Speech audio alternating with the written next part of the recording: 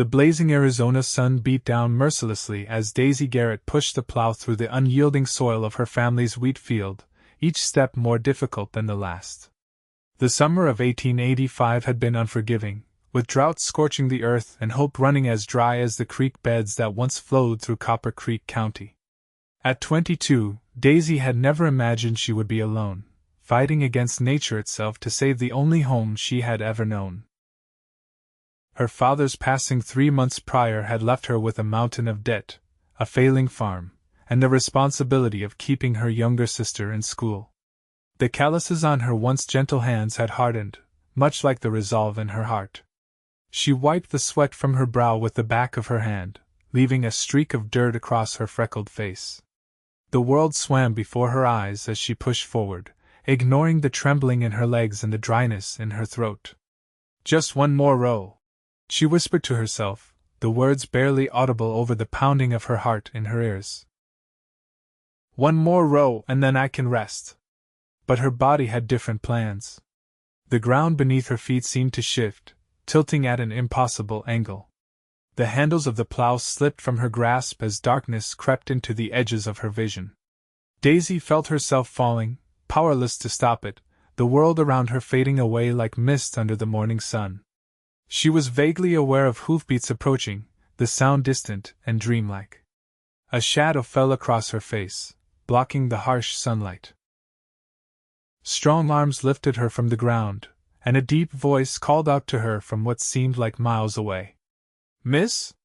Miss, can you hear me?" Daisy struggled to open her eyes, catching only glimpses of a concerned face framed by a worn cowboy hat. The man's features came into focus for just a moment, kind blue eyes, sun-browned skin, a strong jaw covered in stubble before the darkness claimed her once again. When Daisy finally regained consciousness, she found herself lying on her own porch swing, a damp cloth on her forehead, and the same man kneeling beside her, offering a tin cup of water. "Easy now," he said, his voice as warm as the evening air. "Small sips." She obeyed, the cool water bringing her fully back to her senses. As her vision cleared, she took in the sight of the stranger who had come to her aid. He was tall and broad-shouldered, dressed in the practical attire of a working cowboy, dusty boots, worn denim, and a faded blue shirt with the sleeves rolled up to reveal tanned, muscular forearms.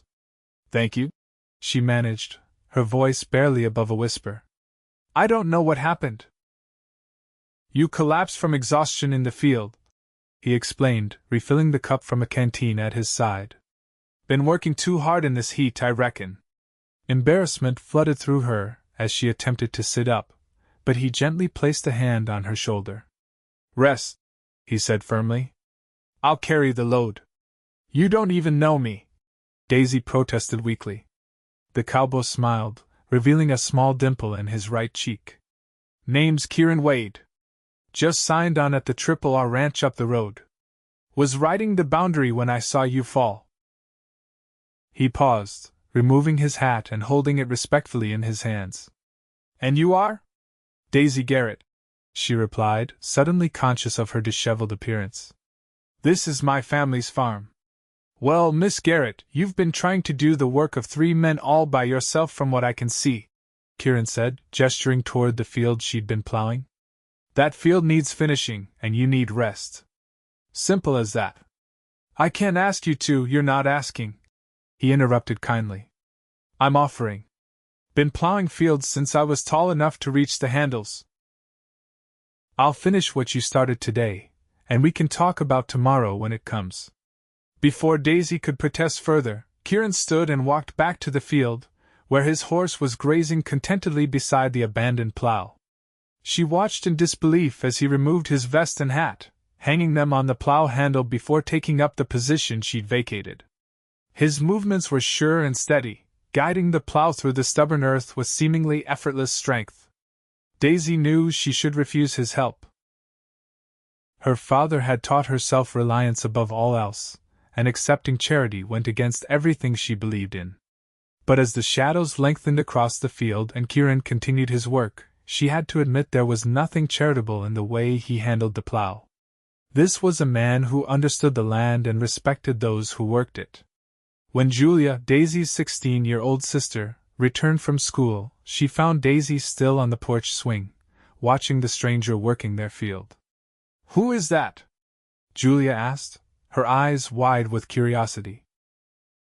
"His name is Kieran Wade," Daisy explained. "He works at the RRR. I had a bit of a spell in the field, and he came to help." Julia's expression shifted from curiosity to concern. "A spell? Daisy, you promised you wouldn't overdo it." I know, Daisy sighed. "But the wheat needs to be in the ground before the full moon if we want any chance of a decent harvest." Julia sat beside her sister, taking her hand. "We'll manage, Daisy.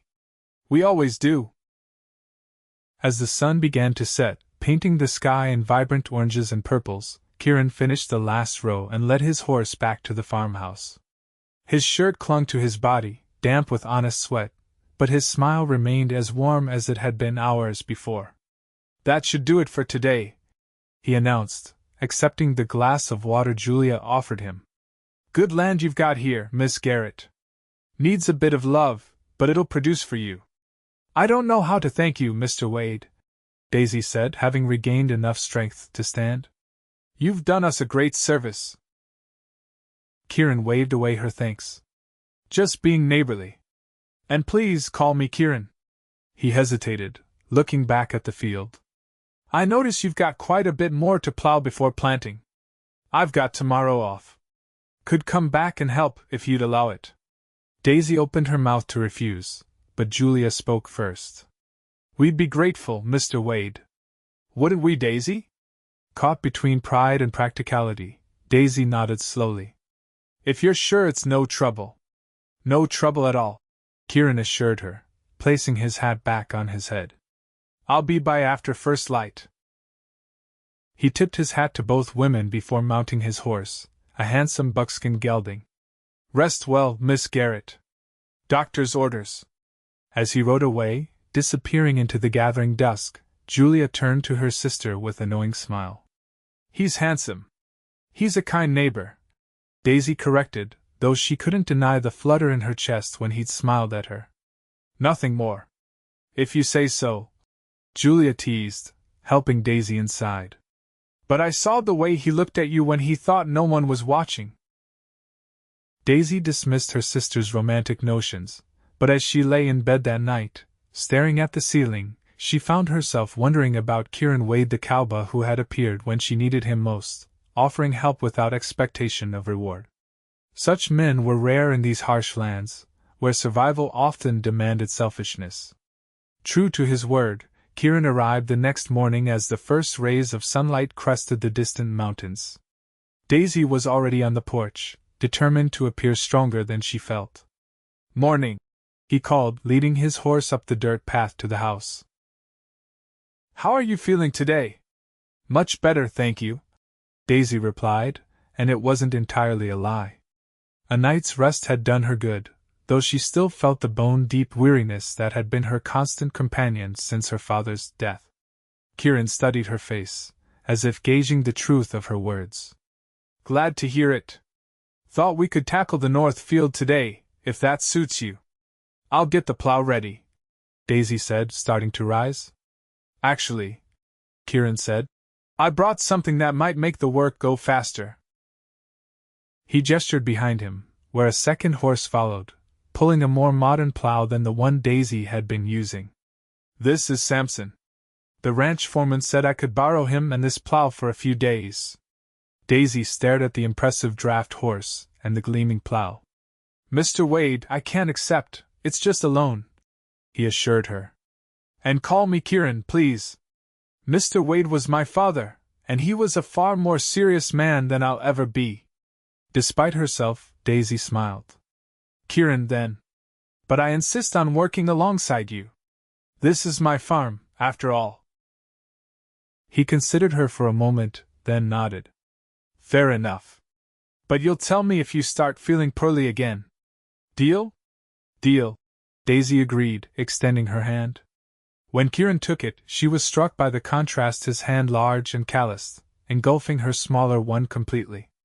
Yet for all his obvious strength, his touch was gentle. They worked together through the morning, the new plow cutting through the earth with satisfying efficiency.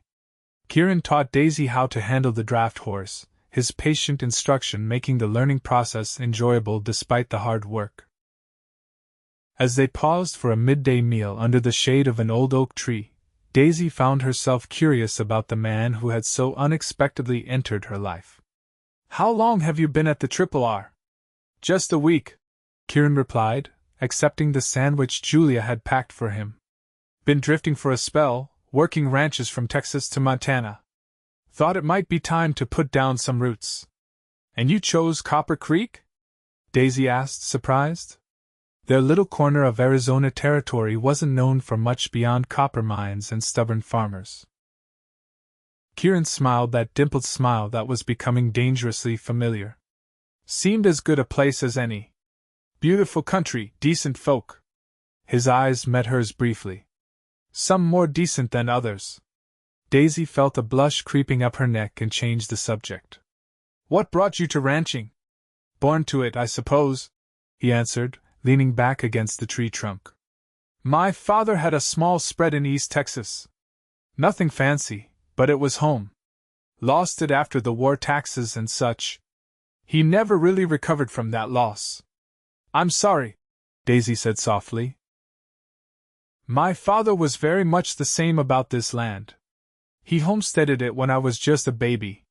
Said a man could measure his worth by what he could coax from the soil." "Wise man." Kieran nodded. "Is he?" "He passed 3 months ago. Pneumonia." The words still hurt to say aloud. "Left me and Julia to carry on.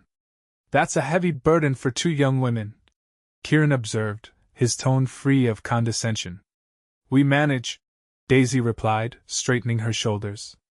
"Or we did until yesterday. Everyone needs help sometimes," Kieran said simply. "Even the strongest among us." They finished their meal in comfortable silence, then returned to work. By late afternoon, the north field was completely plowed, ready for planting. Daisy surveyed their work with satisfaction, a sense of accomplishment warming her more than the afternoon's sun. "We make a good team," Kieran remarked, wiping his brow. "You're a quick study with Samson." "He's a good horse," Daisy replied, patting the draft horse's massive neck. "Thank you for today." "For everything." Kieran looked as if he wanted to say more, but simply nodded. "Same time tomorrow?" "We could get started on planting if you've got the seed ready." "You don't need to keep doing this," Daisy protested. "You've already done more than enough." "Maybe I enjoy the company," Kieran said, his eyes holding hers. "Gets lonely, being the new hand at a ranch. No one quite trusts you yet." Daisy understood loneliness all too well. Then yes, tomorrow would be fine. "I'll have the seed ready." As Kieran rode away, leaving Samson, Daisy couldn't help but watch until he disappeared from view. There was something about him, a quiet strength, an easy confidence that drew her like a moth to flame. It had been a long time since she'd allowed herself to think of anything beyond survival, but Kieran Wade made her remember that there might be more to life than merely existing. Over the next week, Kieran came every day, sometimes before his shift at the Triple R, sometimes after. Together, they planted the wheat fields, repaired fences, and even patched the leaking roof of the barn. What would have taken Daisy weeks to accomplish alone was finished in days, and with far less strain. More than the physical help, though, Daisy valued the companionship. Kieran was a good listener, drawing out stories of her childhood on the farm and sharing his own tales of life on the range. He treated Julia like a sister, helping her with her mathematics homework and teaching her to whistle through her fingers. On Sunday, when Daisy and Julia returned from church services in town, they found Kieran waiting on their porch, hat in hand and his horse nowhere in sight. "Walked over today," he explained, standing as they approached. "Thought you might like to show me that fishing spot you mentioned. If you've the time, that is." Julia gave her sister a knowing look. "I have studying to do." "You two go ahead." Daisy hesitated only briefly before nodding. "Let me change first." The fishing hole was a secluded spot where the creek widened into a deep pool, shaded by cottonwood trees. It had been Daisy's father's favorite place to spend a quiet afternoon, though she hadn't visited since his death. "It's beautiful here," Kieran said as they settled on the grassy bank, fishing poles in hand. "Peaceful." "Papa used to say this was the only place a man could hear himself think," Daisy replied, casting her line into the clear water. "He taught me to fish right here when I was about 5 years old." "My father taught me in the Trinity River," Kieran said. "Though there's not much similarity between that muddy water and this crystal pool." They fell into comfortable conversation as they fished, sharing memories and dreams. Kieran spoke of his hope to someday have his own small ranch, a place to build a future. Daisy confessed her fears about keeping the farm afloat and ensuring Julia could continue her education. "She wants to be a teacher," Daisy explained. "She's smart enough for it, too. I promised Papa I'd make sure she gets the chance." "That's admirable," Kieran said. "Looking out for her dreams while putting your own aside." Daisy looked at him in surprise. "I haven't put aside any dreams. This farm is my dream too." "Is it?" Kieran asked gently. "Or is it the dream you inherited?" The question struck Daisy speechless. No one had ever asked her what she wanted, separate from her obligations to family and land. Before she could formulate an answer, her fishing pole bent sharply. "I've got one!" she exclaimed, the conversation forgotten as she fought to land what turned out to be a respectable trout. Kieran cheered her success, then caught 2 fish of his own. As the afternoon waned, they gathered their catch and started back toward the farm, walking close enough that their hands occasionally brushed, sending sparks of awareness through Daisy that both thrilled and frightened her. At the farmhouse, Kieran helped clean the fish while Daisy prepared the rest of their dinner. Julia set the table, humming contentedly as she arranged plates and cutlery. The domesticity of the scene wasn't lost on Daisy. It felt right having Kieran there, as if he belonged in their small family circle. After dinner, as twilight painted the sky in soft purples and blues, Kieran and Daisy sat on the porch swing while Julia practiced piano inside, the sweet, slightly halting melody drifting through the open window. "She plays beautifully," Kieran commented. "She's determined," Daisy replied with a fond smile. "Just like Papa. Once she sets her mind to something, there's no stopping her." "Sounds like someone else I know," Kieran said, his arm resting along the back of the swing behind Daisy. Daisy felt the warmth of his nearness, the subtle scent of soap and leather that seemed to surround him. "Kieran," she began, uncertain how to express the gratitude and confusion swirling within her. "These past days have been. I don't know how we would have managed without you." "You'd have managed," he said with certainty. "You're the strongest woman I've ever met, Daisy Garrett. But I'm glad I could help lighten the load." His hand found hers on the swing between them, fingers intertwining with a naturalness that made Daisy's heart race. They sat in silence for a long moment, the gentle creaking of the swing and Julia's piano the only sounds in the gathering darkness. "I should go," Kieran said finally, though he made no move to release her hand. "Early start at the ranch tomorrow." "Of course," Daisy agreed, reluctantly withdrawing her hand from his warm grasp. "Will we see you tomorrow evening?" "Try and keep me away," he replied with that dimpled smile that never failed to make her pulse quicken. As he stood to leave, Kieran hesitated, then bent and pressed a gentle kiss to Daisy's forehead. "Sweet dreams, Daisy." She watched him walk away, touching the spot where his lips had touched her skin, a smile spreading across her face despite her efforts to remain sensible. Julia's playing had stopped, and Daisy turned to find her sister watching from the doorway with a triumphant grin. "Not a word," Daisy warned, though there was no real admonishment in her tone. "I didn't say anything," Julia replied innocently. "But if I did, I might say that you look happier than you have in months." Daisy couldn't deny it. For the first time since her father's death, she felt something like hope blossoming in her heart, not just for the farm's survival, but for her own happiness. The following days fell into a pleasant pattern. Kieran would come by after his work at the Triple R, sometimes bringing small gifts, a jar of honey from the ranch cook, wildflowers he'd picked along the way, or a book he thought Julia might enjoy. He and Daisy would work together on whatever needed doing around the farm, their conversations flowing easily from practical matters to deeper topics. One evening, as they walked along the property line checking for breaks in the fence, Kieran asked about the man who had delivered mail to the farm earlier that day. Thomas Blackwell, Daisy explained, trying to keep her tone neutral. His father owns the bank in town. I noticed he seemed quite attentive, Kieran observed carefully. Daisy sighed. He's been asking to court me since I turned 18. More persistent since Papa died. I see, Kieran said, his voice suddenly tight. And are you considering his suit? No, Daisy replied firmly. He doesn't want me, not really. He wants the farm. His father holds our mortgage, and Thomas makes no secret of his plans to expand their holdings. Kieran's expression darkened. They're pressuring you? Nothing so obvious, Daisy assured him. But the terms of the loan changed after Papa died. The interest is higher now, and they've shortened the repayment schedule. Thomas hints that marriage would solve these problems. That's no basis for marriage, Kieran said, his jaw set in a hard line. No, it isn't, Daisy agreed. Which is why I've refused him 17 times at last count. Kieran's face relaxed into a smile. 17, huh? Man's either determined or dense. Both, I think. Daisy laughed.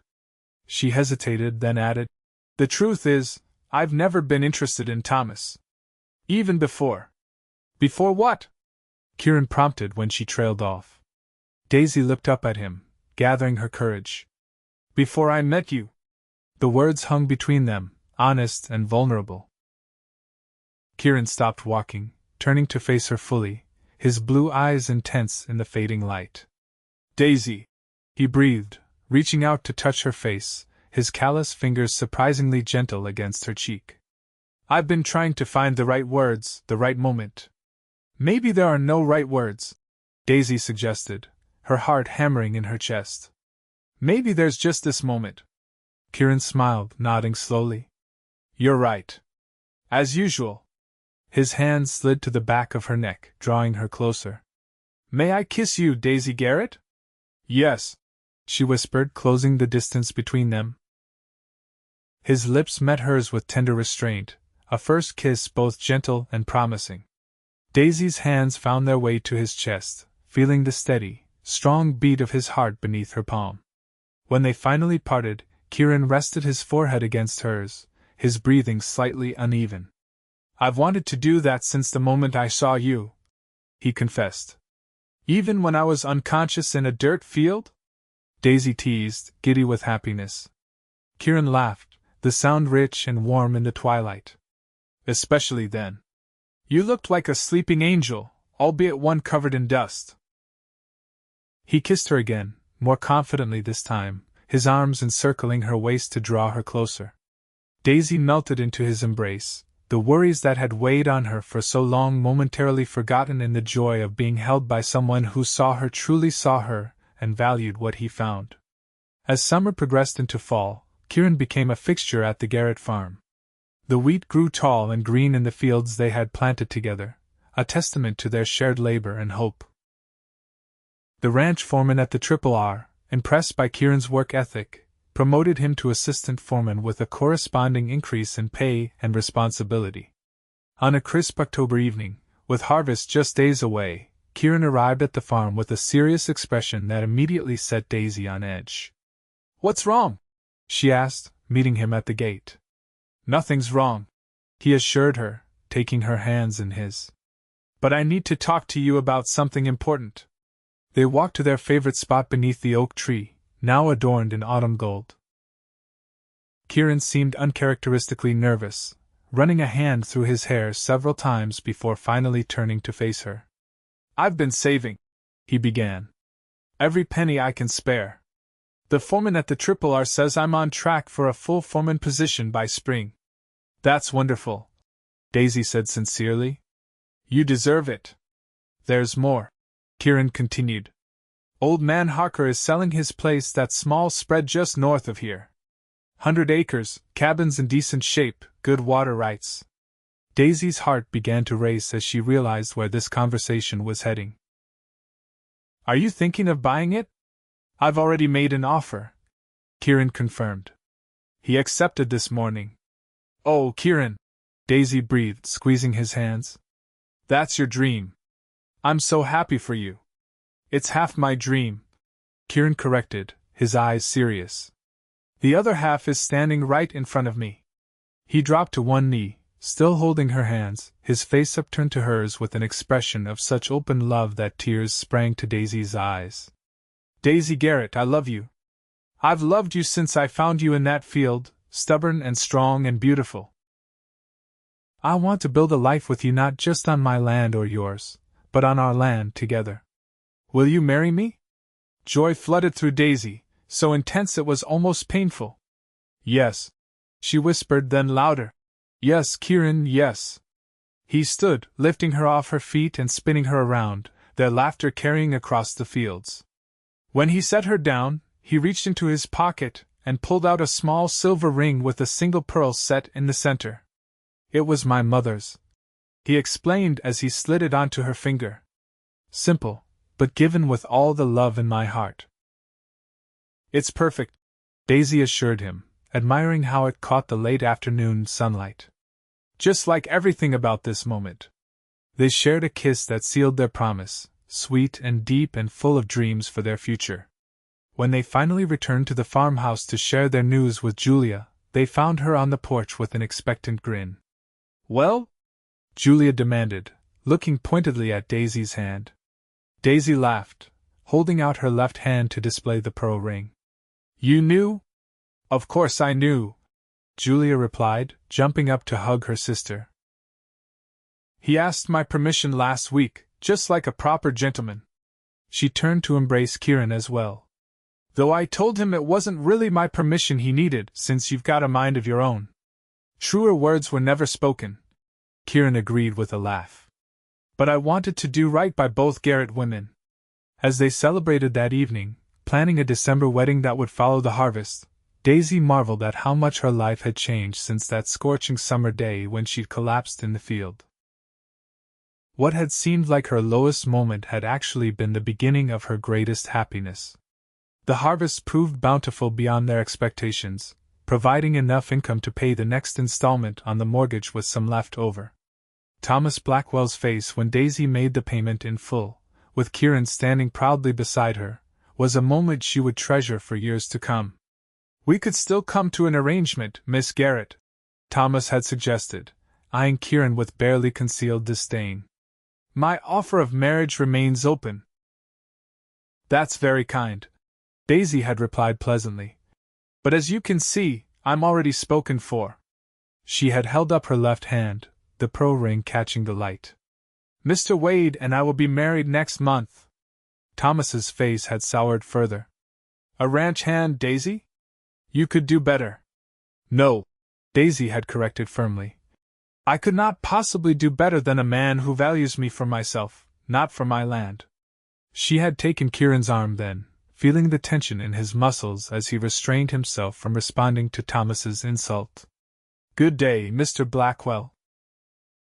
As they had walked away, Kieran had pressed a kiss to her temple. You handled that beautifully. Though I confess I wanted to knock that smug look off his face. Violence wouldn't solve anything, Daisy had reminded him, though she'd appreciated his restraint. Besides, living well is the best revenge. And we are going to live very well indeed, Kieran Wade. The wedding was a simple affair held in the Garrett farmhouse, with only a few close friends and neighbors in attendance. Julia decorated the house with evergreen boughs and red berries, filling the rooms with the fresh scent of pine.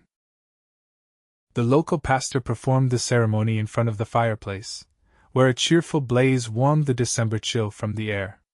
Daisy wore her mother's wedding dress, carefully altered by Julia's skilled hands, with a crown of winter flowers in her hair.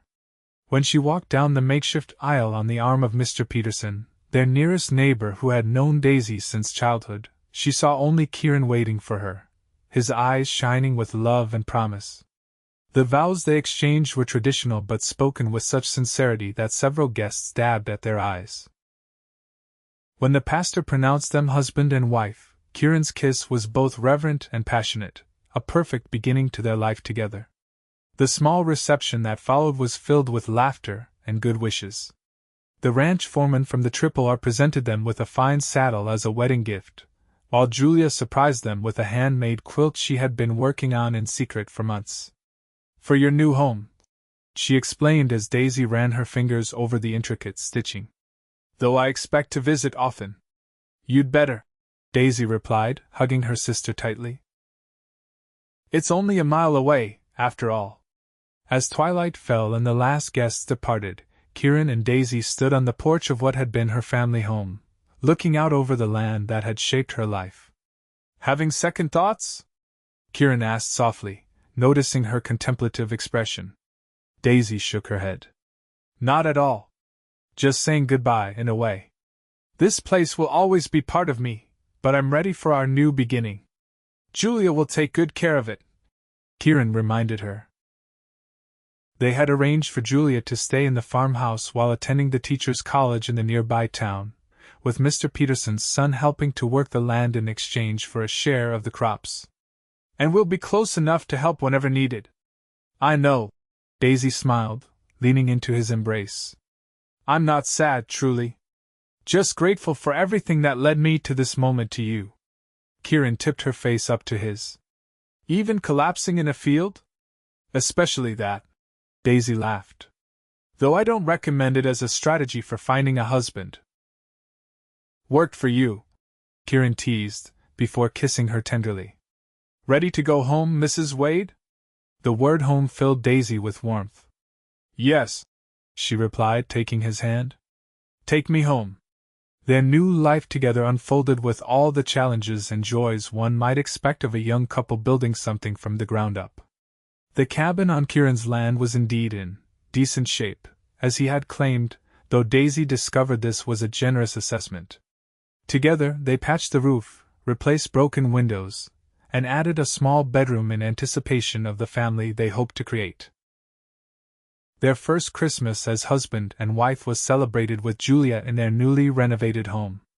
They exchanged modest gifts, savored a feast that Daisy had spent days preparing, and sang carols around the fireplace. When Julia returned to her studies after the holiday, the house felt emptier, but Daisy and Kieran quickly established routines that filled their days with purpose and their evenings with companionship. Winter passed in a blur of shared work and intimate moments. Kieran continued at the Triple R, often returning home with stories that made Daisy laugh until tears streamed down her face.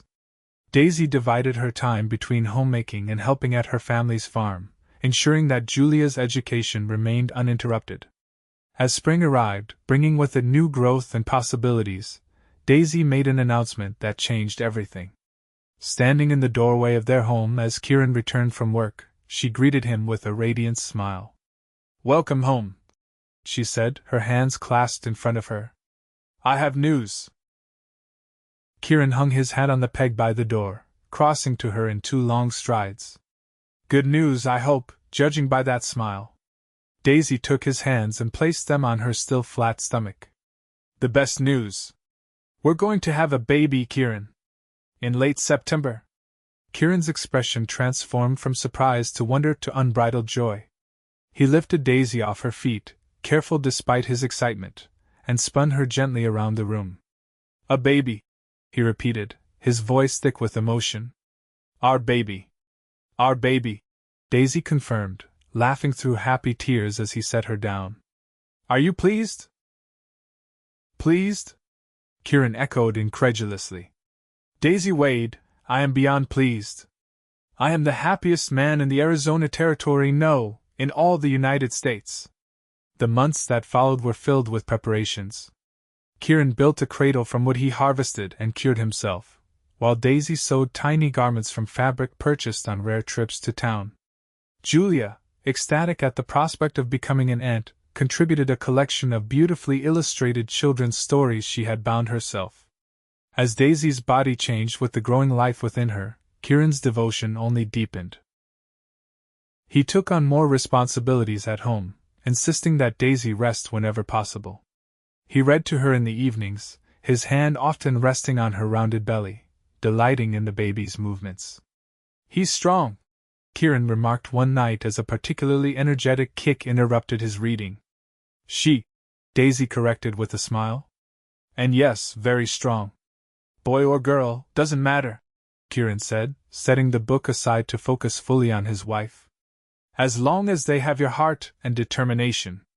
And your kindness," Daisy added, touching his face tenderly. "Your unwavering strength." On a warm September evening, with the wheat on both their properties ready for harvest, Daisy's labor began. Julia, who had come to stay for the final weeks of the pregnancy, rode for the midwife while Kieran remained at Daisy's side, his calm presence anchoring her through the waves of pain. The labor was long and difficult, testing Daisy's endurance and Kieran's composure. As dawn broke the following day, the midwife placed a squalling, red-faced infant in Daisy's exhausted arms. "You have a daughter," the woman announced with a smile. "A fine, strong girl." Kieran, who had not left Daisy's side for a moment, stared in awe at the tiny being they had created together. "She's perfect," he whispered, gently touching the downy head covered in dark hair. "Just like her mother. What shall we call her?" Daisy asked, though they had discussed names at length throughout the pregnancy. Kieran met her gaze, his eyes filled with love for both his wife and new daughter. "Catherine," he suggested. "After my mother. Catherine Hope Wade." "Hope," Daisy repeated softly. "Yes, that's perfect. She is our hope, isn't she? Our future." Life with a newborn brought new challenges and deeper joys. Catherine, called Katie by her adoring parents and aunt, thrived under their care. She had Kieran's blue eyes and Daisy's determination, evident even in her earliest days as she fought to hold her head up, eager to see the world around her. The harvest that year was managed by Kieran with help from neighbors and friends, allowing Daisy to focus on recovering from childbirth and caring for their daughter. When the work was done and the profits counted, they found themselves in a better financial position than either had dared to hope. "We could expand," Kieran suggested one evening as they sat before the fire, Katie sleeping peacefully in her cradle nearby. "The Matthews place to the west might come up for sale soon. More land means more possibilities. More work, too," Daisy pointed out pragmatically. "Yes," Kieran acknowledged with a smile. "But good work, with purpose. Building something for Katie's future." Daisy considered this, watching the firelight play across her husband's face. "You know, when you found me that day in the field, I thought I'd reached the end of my strength. I couldn't see a way forward." "And now?" Kieran asked, taking her hand in his. "Now I see possibilities everywhere I look," Daisy replied honestly. "Because I'm not carrying the load alone anymore." Kieran leaned forward to kiss her softly. "You never will again," he promised. "Not as long as I draw breath." As their second year of marriage unfolded, their dream expanded along with their land. The Matthews property was indeed purchased, adding another 50 acres to their holdings. Kieran's position at the Triple R became even more secure when the owner recognized his value, allowing him flexible hours during planting and harvest seasons to tend to his own land. Julia completed her education and secured a teaching position at the town school, continuing to live in the Garrett farmhouse while maintaining her close relationship with her sister's family. She became Katie's favorite person after her parents, bringing new books and small treasures on her frequent visits. The Blackwell's banking business suffered a setback when new competition opened in a neighboring town, offering fairer terms to local farmers and ranchers. Thomas eventually married the daughter of a wealthy mine owner and moved east, much to Daisy's relief. On Katie's first birthday, celebrated with a small gathering of friends and neighbors, Daisy watched her husband swing their giggling daughter high in the air, her heart full to bursting with love for the family they had created together. "Penny for your thoughts, sister," Julia said, joining Daisy on the porch where she observed the festivities in the yard. "I was just thinking about how quickly life can change," Daisy replied. "How one moment of weakness led to my greatest strength. Julia followed her gaze to Kieran and Katie. He's a good man. You both deserve to find each other. Yes, Daisy agreed softly. We did. That night, after the guests had departed and Katie was tucked into her crib, Kieran joined Daisy on the porch swing that he had built as a replica of the one where they had shared their first kiss. The night was clear, stars scattered across the vast Arizona sky like diamonds on black velvet. Happy? Kieran asked, his arm around her shoulders. Completely, Daisy confirmed, nestling against him. Though I have news that might make us even happier. Kieran turned to look at her, recognition dawning in his eyes. Daisy Wade, are you telling me what I think you're telling me? Daisy nodded, unable to suppress her smile. Katie will have a brother or sister by spring. Kieran's whoop of joy startled a nearby owl into flight, but Daisy didn't mind. His uninhibited happiness was one of the countless things she loved about him, the man who had found her at her lowest moment, and offered not just help, but partnership, respect, and endless love. As Kieran knelt before her, pressing a reverent kiss to her still flat stomach, Daisy ran her fingers through his hair, remembering the words he had spoken that fateful day in the field. Rest, he had said. I'll carry the load. And he had kept that promise in every way that mattered, not by taking her burdens from her, but by sharing them, making them lighter through the strength of their bond. Together, they had built a life more beautiful than either could have imagined, alone a testament to the power of helping hands and open hearts in the wild, unforgiving beauty of the West. Years passed, seasons flowing one into another like the creek that ran through their expanded property. The Wade family grew with the addition of a son, James, followed 2 years later by twin girls, Elizabeth and Mary. Their home expanded as well, rooms added as needed to accommodate their growing brood. Kieran eventually left his position at the Triple R to focus entirely on their own ranch, which had grown to include not just crops but a respectable herd of cattle as well. Their reputation for fair dealing and quality stock spread throughout the territory, bringing prosperity and security to the family. Daisy found unexpected fulfillment in helping other women in the community, particularly young mothers struggling to maintain their farms while their husbands worked elsewhere. She organized a cooperative system where families shared labor during critical times like planting and harvest, ensuring that no one faced the kind of desperate exhaustion she had known. As their children grew, Daisy and Kieran made sure they understood the value of hard work alongside the importance of compassion. Katie showed an early aptitude for animal husbandry, often accompanying Kieran as he tended to the livestock. James inherited his mother's green thumb, experimenting with new crops and methods. The twins, different in temperament but united in spirit, became the heart of the household, their laughter filling the rooms Kieran had built with his own hands. Julia remained a beloved presence in their lives, eventually marrying the local doctor and starting a family of her own while continuing to teach. Sunday dinners at one house or the other became a cherished tradition, the cousins forming bonds as strong as those between siblings. On their 20th wedding anniversary, Kieran surprised Daisy with a journey to San Francisco, their first true vacation since their marriage. They spent 2 glorious weeks exploring the bustling city, marveling at the innovations of the new century while treasuring the quieter moments together. Do you ever wonder what might have happened if you hadn't found me that day? Daisy asked as they stood on a hill overlooking the bay, the setting sun painting the water in shades of gold and crimson. Kieran considered this, his arms secure around her waist. No, he answered honestly. Because I believe some things are meant to be, Daisy. I was meant to ride past your field at that exact moment. You were meant to accept my help, despite your stubborn pride. He smiled at her mock indignation. And we were meant to build this life together. Even the hard parts? Daisy asked, thinking of the lean years, the crop failures, the night they had almost lost James to fever. Especially those. Kieran replied, turning her to face him.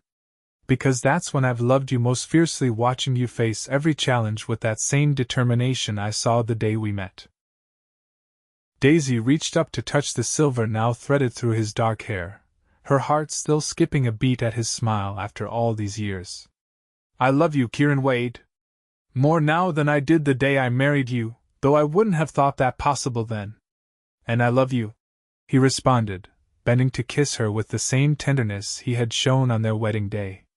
My beautiful, stubborn, magnificent wife. Upon their return to Arizona, they found their children had managed the ranch admirably in their absence, confirming what they already knew, that they had raised capable, responsible adults who would carry forward the legacy they had built together. As they entered their later years, Kieran and Daisy found a different rhythm to their days. While still active in the operations of the ranch, now largely managed by Katie and her husband, they had more time for quiet pleasures, reading by the fire, watching their grandchildren play in the same fields where their story had begun, sharing memories of a lifetime built on love and respect. On warm evenings, they still sat together on the porch swing, Kieran's arm around Daisy's shoulders as naturally as breathing.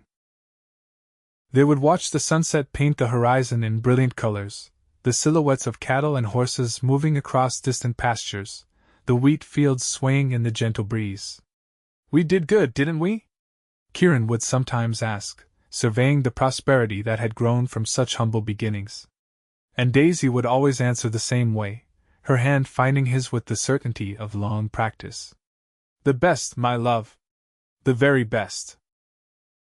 For in the end, their greatest achievement wasn't the land they had cultivated or the wealth they had accumulated, but the love they had nurtured, a love born in a moment of weakness and compassion, when she collapsed from exhaustion in a field and he simply said, "Rest. I'll carry the load."